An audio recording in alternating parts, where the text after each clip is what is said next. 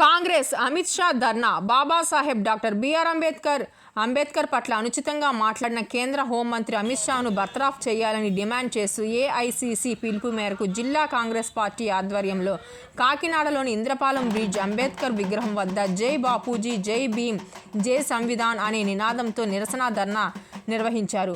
ముందుగా doctor BR Ambedkar విగ్రహానికి పూలమాలలు వేసి నివాళులర్పించారు. ఈ సందర్భంగా కేంద్ర మాజీ మంత్రి సిడబ్ల్యూసి మెంబర్ ఎంఎం పల్లంరాజు మాట్లాడుతూ పార్లమెంటులో అంబేద్కర్ పట్ల అమిత్ షా వ్యాఖ్యలను తీవ్రంగా ఖండించారు.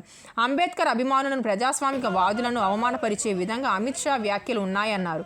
అమిత్ షా వ్యాఖ్యలతో రాజ్యాంగం పట్ల బీజేపీ వైఖరి ఏమిటో దేశ ప్రజలకు మరోసారి అర్థమైందన్నారు. ప్రధానమంత్రి మోడీ కూడా అమిత్ షాను వెనకేసుకురావడం శోచనీయమన్నారు.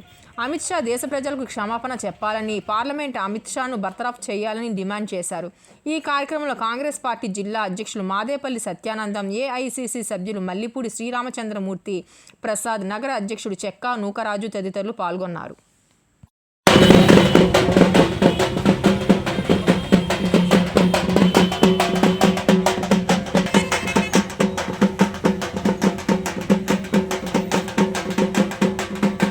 ఇవాళ జిల్లా కాంగ్రెస్ అధ్యక్షులు అలాగే పట్టణ కాంగ్రెస్ అధ్యక్షుల ఆధ్వర్యంలో ఒక కార్యక్రమం మేము నిర్వహిస్తున్నాం. జై బాపూజీ జై భీమ్ జై సంవిధాన్ అనే కార్యక్రమం ఇవాళ కాకినాడ పట్టణంలో అంబేద్కర్ గారి విగ్రహం దగ్గర చేస్తున్నాం. దీనికి అందరికీ కూడా కారణం ఏమిటంటే, ఏ విధంగా అయితే మరి మన ఫ్రీడమ్ ఫైటర్స్ సాక్రిఫైసెస్ని అవమానిస్తున్నారో, ఏ విధంగా అయితే మన కాన్స్టిట్యూషన్ రచయిత అంబేద్కర్ గారిని విగ్రహిస్తున్నారో అవమానిస్తున్నారో, ఏ విధంగా అయితే మన కాన్స్టిట్యూషన్ని డిస్రెస్పెక్ట్ఫుల్గా చూస్తున్నారో, ఇది హైలైట్ చేయడానికి ఈ ప్రోగ్రాం పెట్టడం జరిగింది. ముఖ్యంగా ఈ 3 అంశాల మీద కూడా మరి దానికి నిదర్శనం మరి హోంమంత్రి అమిత్ షా గారు రాజ్యసభలో మాట్లాడిన మాటలే నిదర్శనం. ఆనాడు త్యాగదనులు బాపూజీ గారి నాయకత్వంలో మరి ఎంతో త్యాగాలు, మరి మన ఫ్రీడమ్ స్ట్రగుల్లో ఎంతోమంది త్యాగాలు, వాళ్ళు ప్రాణాలు అర్పించారు, ఎంతోమంది జైలుకు వెళ్ళారు. వాళ్ళు చేసిన త్యాగాల వల్ల మనకి స్వాతంత్రం వచ్చింది. తర్వాత నూతనంగా ఏర్పడిన దేశానికి మరి ఒక బైబిల్ ఉండాలని గుర్తించి ఆనాడు అంబేద్కర్ గారు రాజ్యాంగాన్ని, ఆయన చైర్మన్గా ఉండి రాజ్యాంగాన్ని రచించడం జరిగింది.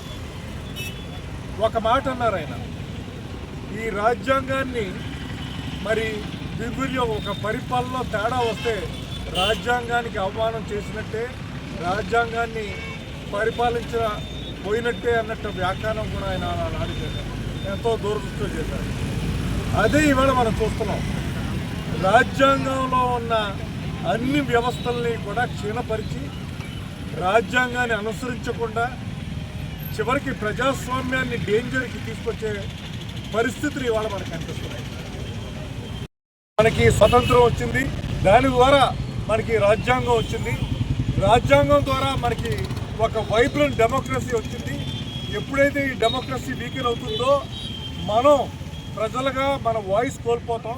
ప్రజలారా మరి మేలుకోవాలండి అని చెప్పడానికి కాంగ్రెస్ పార్టీ ఇవాళ ఈ కార్యక్రమం ఏర్పాటు చేస్తుందని మీ ద్వారా ప్రజలకు చెప్పుకోవడానికి ఈ కార్యక్రమం పెట్టడం జరిగింది. మీ ఉద్దేశం ప్రకారం మేము ఆల్రెడీ డిమాండ్ చేయడం జరిగిందండి.